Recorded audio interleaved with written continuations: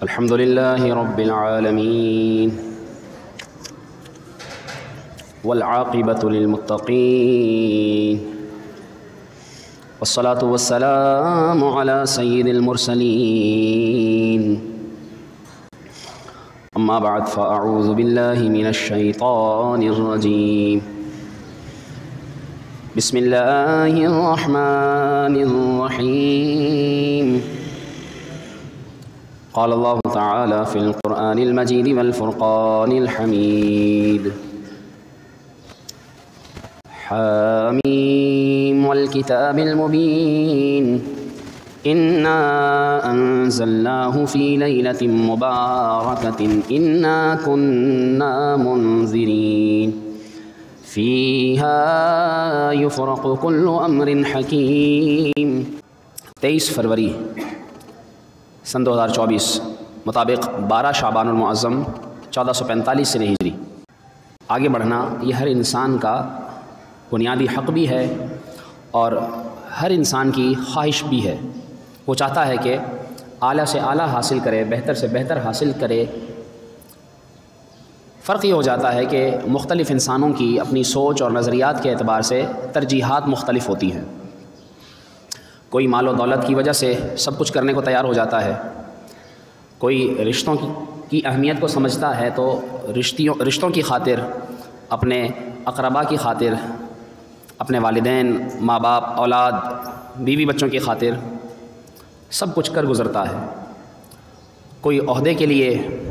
خود کو وقف کر دیتا ہے کہ بس کوئی عہدہ مل جائے اچھا سے اچھا. کوئی عزت پانا چاہتا ہے کہ اس کی زیادہ سے زیادہ عزت ہو، وغیرہ وغیرہ. لیکن خوش نصیب دراصل وہ ہے کہ جو اللہ کی رضا اور اس کے رسول صلی اللہ علیہ وآلہ وسلم کی خوشنودی کی خاطر سب سے زیادہ رضائے مصطفیٰ و خدا کو اہمیت دے اور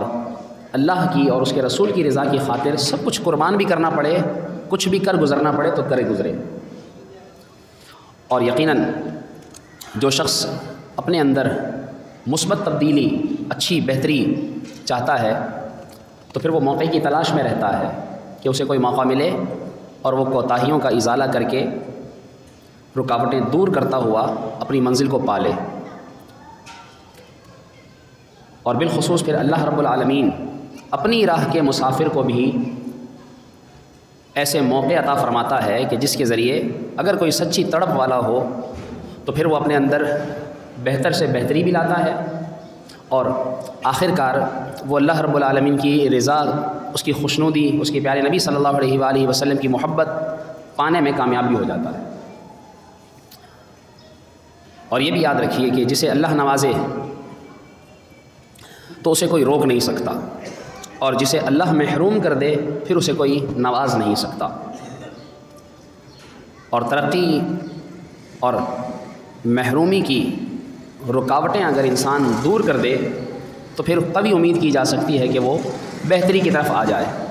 مثال کے طور پر اگر وسائل کا غلط استعمال کیا جائے تو ملک کی ترقی میں رکاوٹ بنتے ہیں، یہ رکاوٹ دور کر دی جائے تو ملک ترقی کرتا ہے. ایسے ہی اگر کوئی شخص بددیانتی کرتا ہے تو اس کا اعتماد لوگوں سے اٹھ جاتا ہے، لیکن اگر وہ امانت داری سے کام کرے، یہ رکاوٹ دور کر دے تو لوگ اس پر اعتماد کرنے لگ جاتے ہیں. ایسے ہی کوئی شخص اگر بد پرہیزی شروع کر دے تو بیمار پڑ جائے گا، لیکن اگر یہ بد پرہیزی کی رکاوٹ ختم کر دے تو اس کی صحت درست ہو جاتی ہے.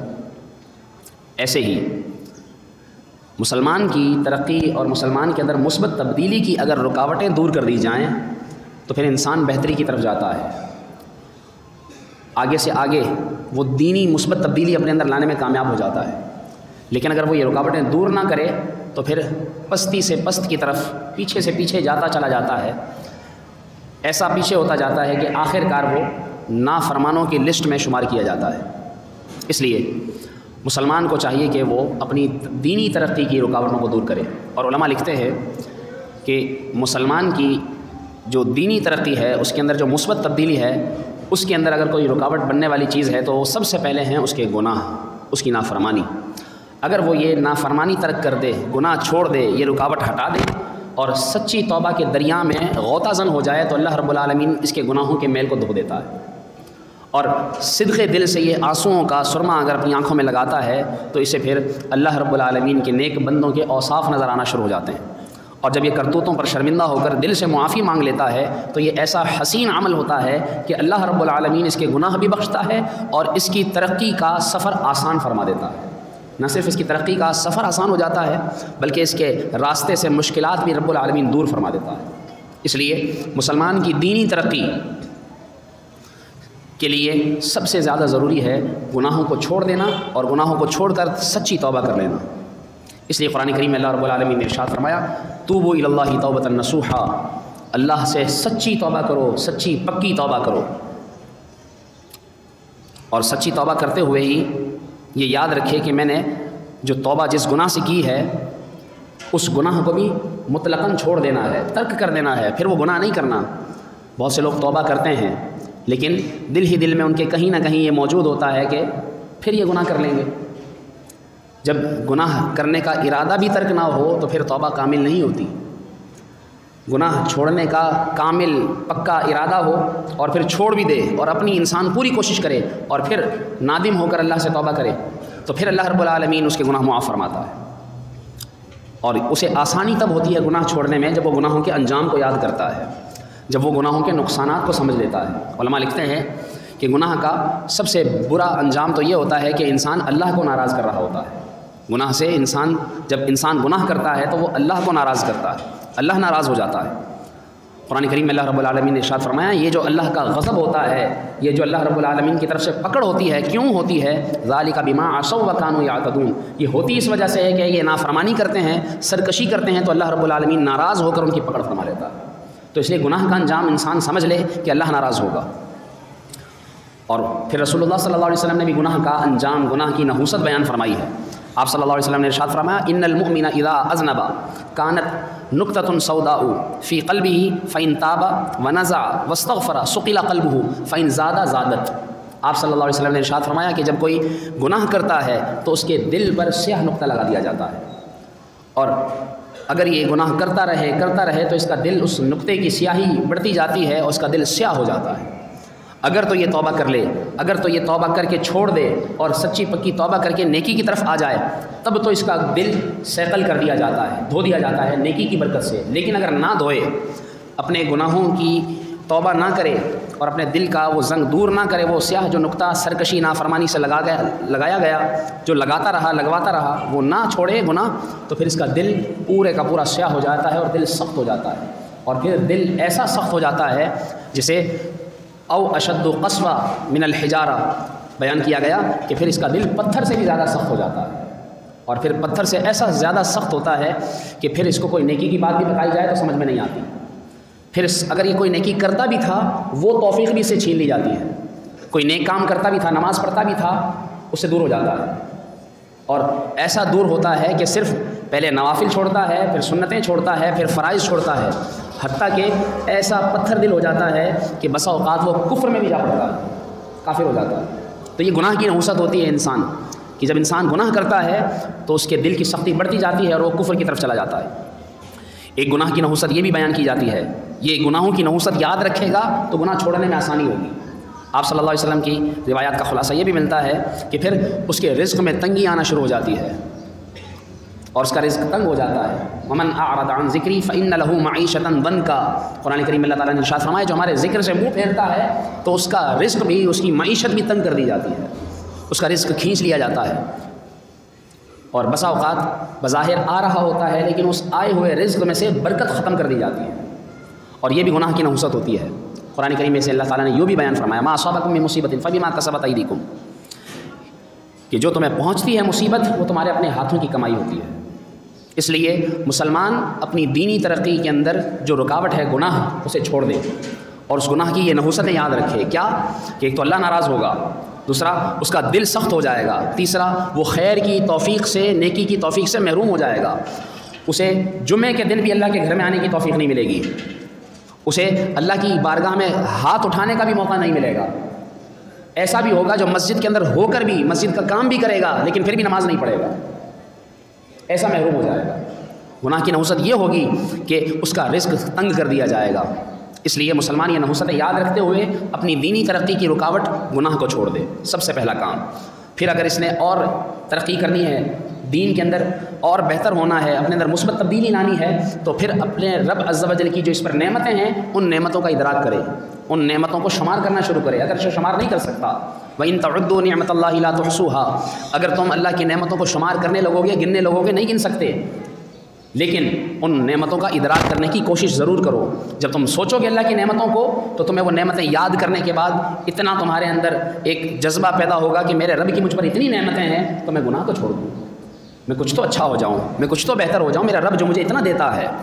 حضرت ذوالنون مصری رحمۃ اللہ تعالیٰ علیہ ایک واقعہ نقل فرماتے ہیں، اور دیکھیے بزرگوں کا طریقہ کہ وہ نصیحت لیتے ہیں تو جانوروں سے، کیڑے مکوڑوں سے بھی نصیحت لے لیتے ہیں، اور ہم ہیں کہ ہم اللہ کی آیتوں سے بھی نصیحت نہیں پکڑتے۔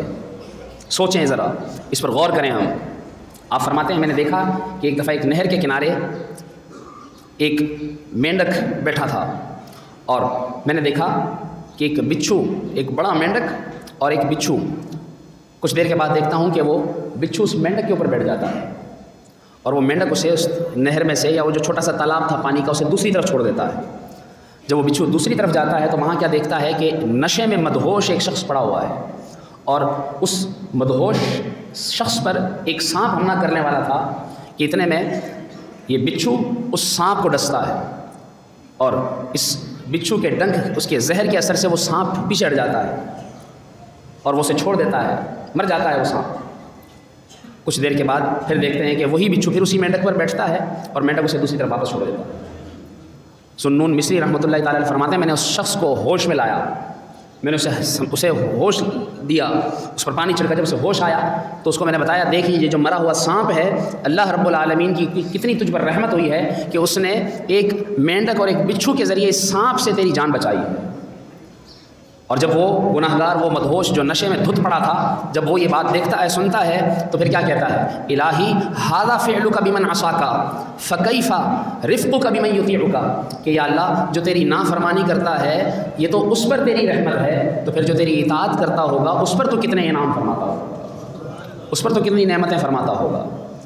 تو ہم بھی اگر اس کی نعمتوں پر غور کریں کہ جب وہ گناہگاروں کو اپنی رحمت سے نوازتا ہے، وہ تو دیکھیے کسی کا رزق نہیں روکتا، وہ تو اتنی نافرمانیوں کے باوجود رزق عطا فرماتا ہے، اتنی نافرمانیوں کے باوجود ہمیں عزت سے نوازتا ہے، اتنی عصیاں شعاری کے باوجود رب العالمین ہمیں کھلاتا پلاتا ہے، ہمارے من چاہے، ہمارے مرضی کے جو بھی خوان ہو وہ ہمیں عطا فرماتا ہے، جو ہم چاہتے ہیں وہ پہنتے ہیں، جو ہم جہاں آنا جانا چاہتے ہیں وہاں آتے جاتے ہیں، جو چاہتے ہیں وہ کرتے ہیں۔ رب العالمین ہماری پکڑ اگر فرمائے تو ہم کسی بھی قابل نہ رہیں۔ ایک بزرگ فرماتے ہیں کہ دعا فرمائیں، ان کے بارگاہ میں کچھ لوگوں نے کہا کہ دعا کریں آسمان سے پانی برسے، بارش نازل ہو، تو فرماتے ہیں شکر کرو تم پر پتھر نہیں برستے، تم اس قابل ہو کہ تم پر آسمان سے آگ برسے۔ اس لیے اگر ہم بھی غور کریں کہ ہمارے گناہ تو ایسے ہیں کہ ہم کسی قابل نہیں ہیں، لیکن پھر بھی رب العالمین ہمیں عطا فرما رہا ہے، تو اگر ہم اس کی اطاعت گزاری شروع کر دیں، گناہ چھوڑ کر توبہ کر لیں، دینی ترقی کریں، اس کی فرما برداری اطاعت شعاری اپنا لیں، تو پھر ذرا غور کریں کہ اللہ رب العالمین ہمیں کتنی کرم نوازی عطا فرمائے گا، وہ ہمیں کتنا عطا فرمائے گا۔ ایسے ہی مثبت تبدیلی کے لیے ایک اور اہم چیز، دو چیزیں میں نے بیان کی، گناہ چھوڑنا اور اس کی نعمتوں کا ادراک کرنا۔ تیسرے نمبر پر جو گناہ چھوڑنے کے لیے مددگار جو چیز ثابت ہوتی ہے وہ ہے اس کی موت کی یاد، کہ وہ موت سے غافل نہ ہو۔ آج ہم اپنی موت کو بھول چکے ہیں، گناہ کی تاریکی میں چھپ کر ہم نور ہدایت سے محروم ہو جاتے ہیں، اور ایسے محروم ہوتے ہیں کہ پھر لمبی لمبی امیدیں لگا دیتے ہیں کہ ابھی تو جینا ہے، ابھی تو بہت وقت پڑا ہے۔ ہمیں چاہیے کہ ہم اپنی موت کو یاد رکھیں، اپنی قبر کو یاد کریں، ہم وہ وقت یاد کریں کہ جب ہمارا جنازہ ہوگا، لوگوں کے کندھے ہوں گے، ہم وہ وقت یاد کریں جب ہمیں اتارا جائے گا قبر میں اور چھوڑ کر چلے جائیں گے، کوئی اس وقت ہمارے ساتھ نہیں ہوگا سوائے ہمارے عمل کے۔ آپ صلی اللہ علیہ وسلم نے ارشاد فرمایا بڑا عقل مند اور محتاط معزز مسلمان وہ ہے جو اپنی موت کو یاد رکھے اور مرنے سے پہلے اپنے مرنے کے بعد کی تیاری کر لے، وہ ہے سمجھدار مسلمان۔ ابھی بہت وقت باقی ہے، یہ ایسا دھوکہ ہے کہ جو انسان کو لے ڈوبتا ہے، اچانک سے وہ موت کی وادی میں جاتا ہے، اور پھر حضرت علی کا وہ قول صادق آتا ہے کہ لوگوں تم یہ سمجھتے ہو تم ابھی جی رہے ہو، ابھی تم مرے ہوئے ہو، جب تم مر جاؤ گے پھر تم جیو گے، دراصل پھر تمہیں معلوم ہوگا کہ تم کہاں تھے، کیا کر رہے تھے، اور اب کہاں آ گئے، اب کیا ہوگا۔ اس لیے اپنی موت کو یاد رکھو۔ جی ہاں، ہم بھول جاتے ہیں موت کو، ابھی پچھلے ہفتے کی بات ہے، میرے ایک ساتھی عزیز جو میرے ساتھ کی میری عمر کے 34-35 سال عمر ہوگی، اپنے بھانجے کی شادی میں فیصل آباد جانے کے لیے کراچی سے، امام تھے مسجد کے، عالم دین تھے، 10-12-15 سال سے ادارے میں پڑھا رہے تھے، لیکن انسان دیکھیے کہ انہوں نے یہ سوچا بھی نہیں ہوگا کہ پچھلی شب برات پر کہ ان کے لیے موت کا وقت لکھ دیا گیا ہوگا اور اگلی شب برات وہ نہیں پا سکیں گے، اگلا رمضان نہیں پا سکیں گے۔ فیصل آباد جاتے ہوئے بس عصر کی نماز کا وقت ہوا، ٹرین حیدرآباد پر سلو ہوئی، رکنے لگی تھی کہ وہ پہلے اتر گئے، اترنے کے لیے بس تھوڑی جلدی کی، پاؤں پھسلا، نیچے گرے، انتقال کر گئے، ٹرین کے نیچے آ گئے۔ اتنی عبرت ہمارے لیے، اتنی عبرت ہے، اور ہم دن رات ایسے لوگوں کو مرتے ہوئے دیکھتے ہیں، جوان بھی مرتے ہیں، بچے بھی مرتے ہیں، بوڑھے بھی مرتے ہیں، لیکن ہم یہ سمجھتے ہیں کہ ابھی ہمارا وقت باقی ہے۔ ہرگز یہ لمبی امیدیں لگانا چھوڑ دیجیے، نہ لگائیں لمبی امیدیں، اور اپنی موت کو یہ سمجھیں کہ بس آنے والی ہے۔ ہم بھی نہیں جانتے ابھی شب برات 2 دن کے بعد ہے، ہم بھی نہیں جانتے کہ ابھی یہ شب برات بھی ہم میں سے سب پائیں گے یا نہیں، اور کیا پتہ ہمارا اس شب برات پر موت کا وقت لکھ دیا جائے۔ تو اس لیے خدا را اپنے لیے موت کو یاد رکھیے اور موت سے نصیحت لیں، کیونکہ انسان جب اپنی موت کو یاد رکھتا ہے تو پھر وہ گناہ چھوڑتا ہے، پھر اس کے اندر دینی بہتری آتی ہے۔ اور جیسا کہ میں نے تمہید میں ذکر کیا کہ اللہ رب العالمین انسان کو بدلنے کے لیے، انسان کو سنورنے کے لیے، انسان کو اپنے گناہوں سے تائب ہو کر نیکی کے راستے پر آنے کے لیے، اس میں اور آگے بڑھنے کے لیے سنہری موقع عطا فرماتا ہے، اور وہ ایک موقع شب برات کا موقع ہے۔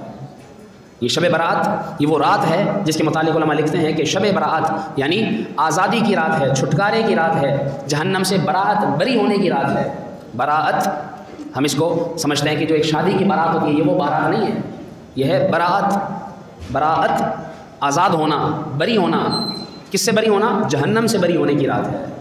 جہنم کی آگ سے چھٹکارے کی رات ہے۔ اور بعض نے لکھا کہ یہ براءت یہ فارسی کا لفظ ہے، اس کا مطلب ہے قسمت، فیصلہ۔ تو اس رات میں ہماری قسمتوں کے فیصلے ہوتے ہیں، ہمارے نامہ اعمال سال بھر کے لیے لکھ کر فرشتوں کے حوالے کیے جاتے ہیں، اور لکھا جاتا ہے کون سعادت مند ہے، کون بدبخت ہوگا، کون جیے گا، کون مرے گا، کس کو کتنا رزق ملے گا، یہ سب لکھا جاتا ہے۔ اور حضرت عائشہ صدیقہ رضی اللہ تعالیٰ عنہ سے روایتیں فرماتی ہیں کہ آپ صلی اللہ علیہ وسلم نے ارشاد فرمایا کہ اللہ رب العالمین اس رات میں قبیلہ بنی کلب کی بکریوں کے بالوں سے زیادہ گناہ گاروں کی مغفرت فرماتا ہے، انہیں جہنم سے آزاد فرماتا ہے۔ اس رات میں وہ آزاد ہوتا ہے۔ آپ صلی اللہ علیہ وسلم نے یہ بھی ارشاد فرمایا کہ اس رات میں رب العالمین کی رحمت ندائیں دیتی ہے، اور وہ ندائیں کیا ہوتی ہیں؟ وہ یہ ندائیں ہوتی ہیں کہ جو اس رات میں قیام کرے اور روزہ رکھے، اور پھر وہ ندائیں یہ ہوتی ہے کہ ہے کوئی مجھ سے بخشش مانگنے والا، ہے کوئی مجھ سے رزق مانگنے والا، ہے کوئی مجھ سے عافیت مانگنے والا۔ یہ ندائیں چلتی رہتی ہیں، اور تا طلوع فجر اللہ کی رحمت یہ پکارتی رہتی ہے، اور جو اللہ سے جو مانگتا ہے اللہ رب العالمین اسے عطا فرماتا ہے۔ اس رات میں بخشش کی رات ہے، توبہ کی رات ہے، لیکن آپ صلی اللہ علیہ وسلم نے ساتھ یہ بھی بیان فرمایا کہ کچھ بدبخت اس رات میں محروم رہتے ہیں۔ 10 طرح کے لوگ بیان فرمایا جو گمراہ ہو یعنی صحیح عقائد و نظریات سے دور ہو، وہ بھی اس رات بخشا نہیں جاتا۔ جو والدین کا نافرمان ہو وہ بھی نہیں بخشا جاتا۔ ہم میں سے ہر ایک غور کر لے، کون اپنے والدین کی فرما برداری کرتا ہے اور کون نافرمانی کرتا ہے، سب جانتے ہیں۔ شرابی نہیں بخشا جاتا، بدکاری پر اصرار کرنے والا نہیں بخشا جاتا، جو رشتے توڑتا ہو، بہن سے رشتہ توڑ دیا، بھائی سے رشتہ توڑ دیا، اپنے اولاد سے رشتہ توڑ دیا، خالہ سے، ماموں سے، پھپھی سے، اور جو ذی رحم رشتہ دار ہیں، خون کے جن سے رشتے ہیں، ان سے انسان خود رشتے توڑ دیتا ہے۔ یہ قطع رحمی کتنا بڑا گناہ ہے، اس بخشش کی رات میں اس کو بخشا نہیں جاتا۔ ہم اپنے دلوں کے اندر جو ذاتی دشمنیاں اور بغض اور کینہ لیے بیٹھے ہیں، فرمایا جو ذاتی دشمنی کی وجہ سے اپنے دل کے اندر مسلمان کا بغض اور کینہ رکھے، وہ بھی نہیں بخشا جاتا۔ آپ صلی اللہ علیہ وسلم نے فرمایا چغل خور،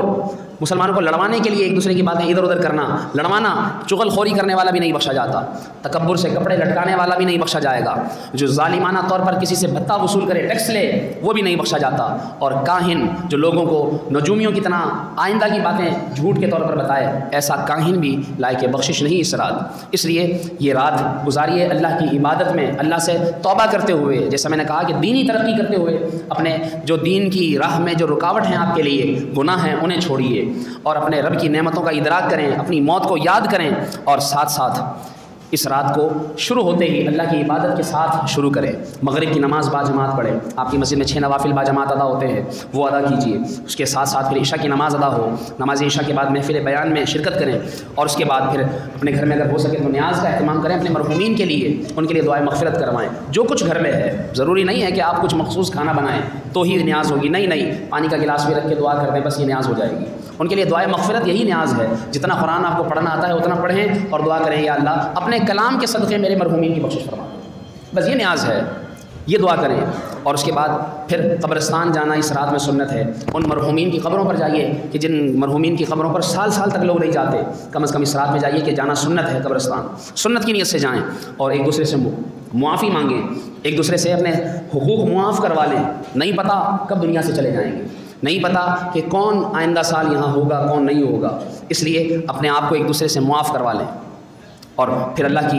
کلام کی تلاوت کریں، ذکر میں شامل ہوں، دعا میں شامل ہوں، اگلے دن کا روزہ رکھیں، باجماعت فجر کی نماز ادا کریں، اور اس طرح یہ رات عبادت میں گزاریے۔ اور خاص طور پر آتش بازی سے خود بچیں اور اپنے بچوں کو بچائیں۔ جو لوگ پٹاخے بجاتے ہیں، آتش بازی کرتے ہیں، یاد رکھیے کہ یہ حرام ہے۔ تو یہ سارا پیغام ہے آپ کے نام اللہ رب العالمین کی بارگاہ میں دعا ہے کہ اللہ کریم ہم سب کو بالخصوص اپنے گناہوں سے توبہ کرنے، اور گناہوں کے اندر جو ہم مست ہو چکے ہیں انہیں چھوڑ کر، جو اپنی دینی ترقی کی رکاوٹیں ہیں انہیں دور کر کے ہمیں رب تعالیٰ ہمیں اپنے قریب ہونے کی توفیق عطا فرمائے، اچھے اعمال کی ہمیں توفیق عطا فرمائے، اور ہمیں رب العالمین اس رات کو، اس سنہری موقع کو اپنی عبادت میں گزارتے ہوئے، توبہ کرتے ہوئے نیک اعمال میں صرف کرنے کی توفیق عطا فرمائے۔ آمین بجاہ نبی الامین۔